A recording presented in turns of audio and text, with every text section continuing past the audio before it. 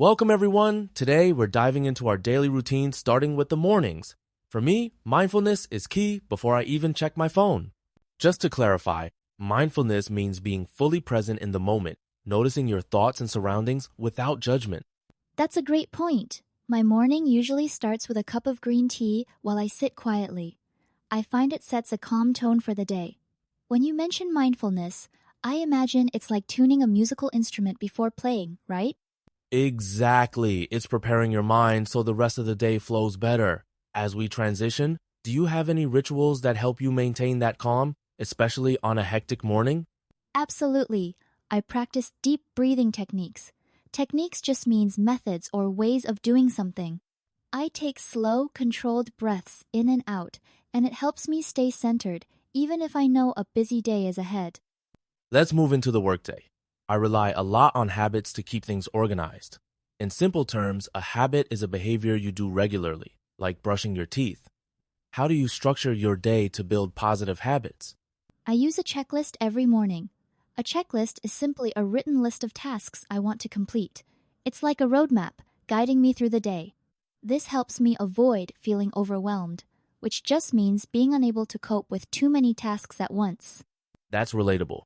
Checking off tasks gives a sense of accomplishment. For listeners, accomplishment means successfully achieving something you set out to do. How do you keep your checklist realistic and not too ambitious? I prioritize, which means I decide which tasks are most important. I focus on 3 main goals each day, so I don't stretch myself too thin.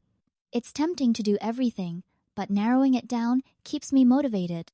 Speaking of motivation, distractions can really throw me off track. For clarity, a distraction is anything that takes your attention away from what you're doing. What strategies do you use to stay focused during your work hours? One method I use is the Pomodoro technique. That's a time management system where you work for 25 minutes, then take a 5-minute break. The word Pomodoro actually means tomato in Italian, named after the tomato-shaped kitchen timer the creator used. Interesting. I've tried that too. Taking regular breaks helps me recharge. By recharge, I mean regaining energy or focus. Would you say this technique is more helpful than, say, just working until you feel tired? Definitely. Regular breaks prevent burnout, which is when you feel exhausted from too much work. It's like running a marathon. You need those water stations along the way, or you'll run out of steam. Let's shift to midday. Lunch breaks are more than just eating. They're a chance to recharge and connect.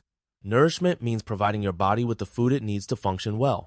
How do you make the most of your lunch break?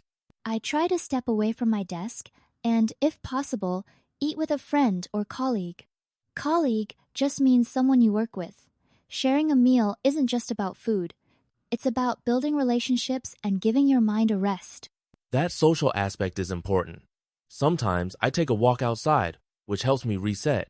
By reset, I mean starting fresh or clearing my mind.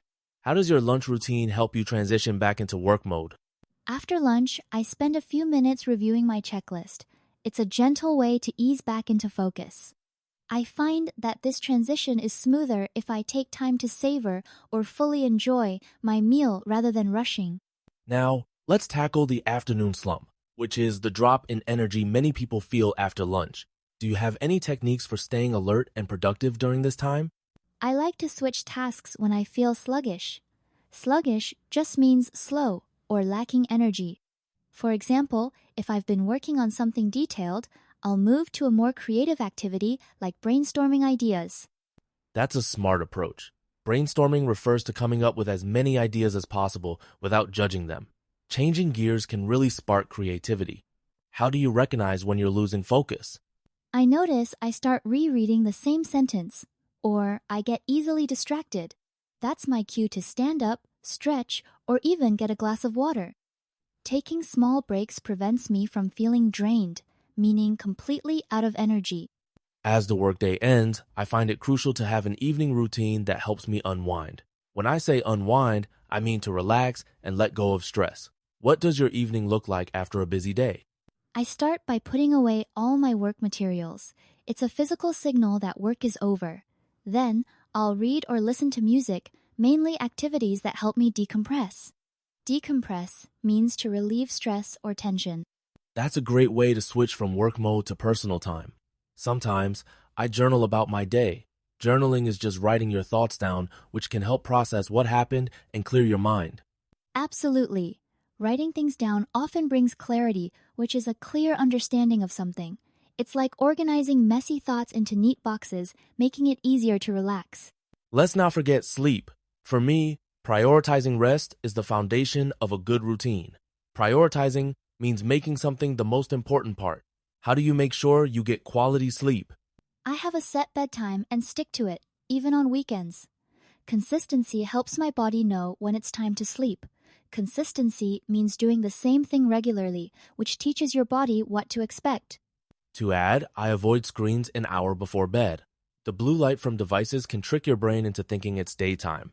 Do you have any wind down rituals that help with falling asleep? Yes, I read a few pages of a novel. It's a gentle way to signal to my brain that it's time to rest.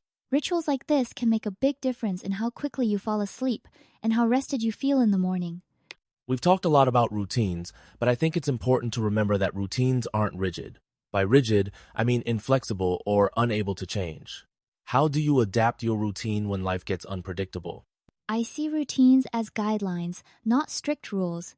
If something unexpected comes up, I adjust my plan rather than feeling guilty. Adapt means to change something to fit new conditions. Flexibility keeps routines helpful rather than stressful. Great insight.